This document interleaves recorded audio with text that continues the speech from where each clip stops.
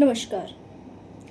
इस देश को आज़ाद हुए 78 वर्ष 10 माह हो गए और इन 78 वर्ष 10 माहों की प्रगति रिपोर्ट ये है कि हम ये भूल गए कि ये देश से उपनिवेश कैसे बन गया था। 1757 प्लासी के युद्ध में अगर मीर जाफर अंग्रेजों का साथ ना देता तो शायद अंग्रेज बंगाल के नवाब को ना हरा पाते। 1775 में अगर रघुनाथ राव अंग्रेजों के साथ संधि ना करता तो शायद अंग्रेज मराठाओं की राजनीति में हस्तक्षेप न कर पाते।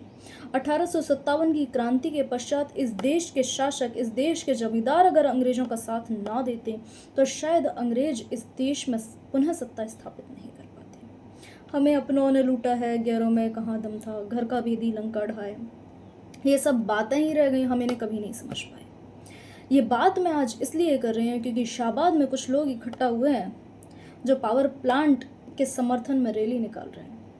अफसोस इन अशिक्षित लोगों को आर्थिक विकास और आर्थिक शोषण के बीच का अंतर नहीं पता।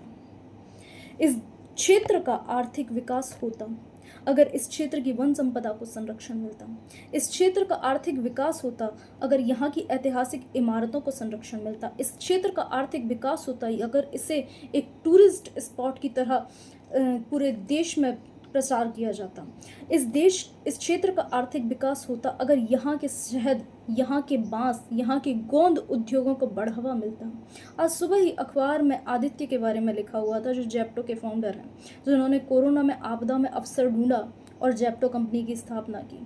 लेकिन यहाँ के किसी भी युवा ने, यहाँ के किसी भी व्यक्ति ने कभी नहीं सोचा कि हम बांस उद्योग से, हम गोंद उद्योग से या हम शहद उद्योग से कोई बड़ी कंपनी स्थापित करेंगे, क्योंकि हमारी सोच तो सरकारी नौकरियों में जाके सरकार की कठपुतली बनने की है। हम अपनी ज़मीनें से कोई नया बिजनेस नहीं खड़ा करेंगे, हम अपनी ज़मीनों को सरकार को बेचेंगे और वो हमसे हमारी धन संपदा लूटेंगे, हमसे हमारी ज़मीनें लूटेंगे, हमसे हमारी वन संपदा लूटेंगे। सब कुछ लूट के वो कहेंगे कि तुम्हारा आर्थिक विकास हो रहा है। ये वैसा ही आर्थिक विकास है जैसा अंग्रेजों ने किया था कि हम यहाँ मिल स्थापित कर रहे हैं, हम यहाँ वस्त्र उद्योग स्थापित कर रहे हैं, हम तुम्हारा आर्थिक विकास कर रहे हैं, हम यहाँ प्रशासनिक ढांचा बना रहे हैं, हम यहाँ रेल चला रहे हैं। और इतिहास गवाह है कि कितना आर्थिक विकास हुआ था। ये आर्थिक विकास बिल्कुल वैसा ही है जैसा उपनिवेशवादी सरकार करती है। और एक इंग्लिश की कहावत है कि power corrupt absolute, power corrupt absolutely.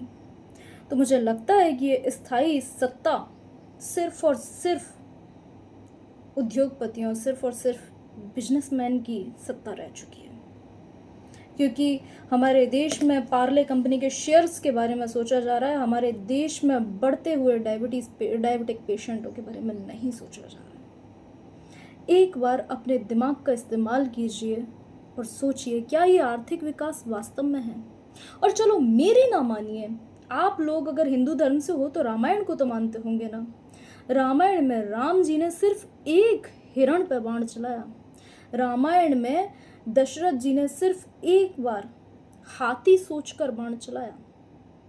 Ramayan में सीता जी ने सिर्फ एक तोता मैना को बंदी बनाया। लेकिन दशरथ जी पुत्र वियोग से मरे, लेकिन राम जी को अपनी सीता जी से वियोग सहना पड़ा और सीता जी को वनवास जाना पड़ा। वो तो भगवान थे।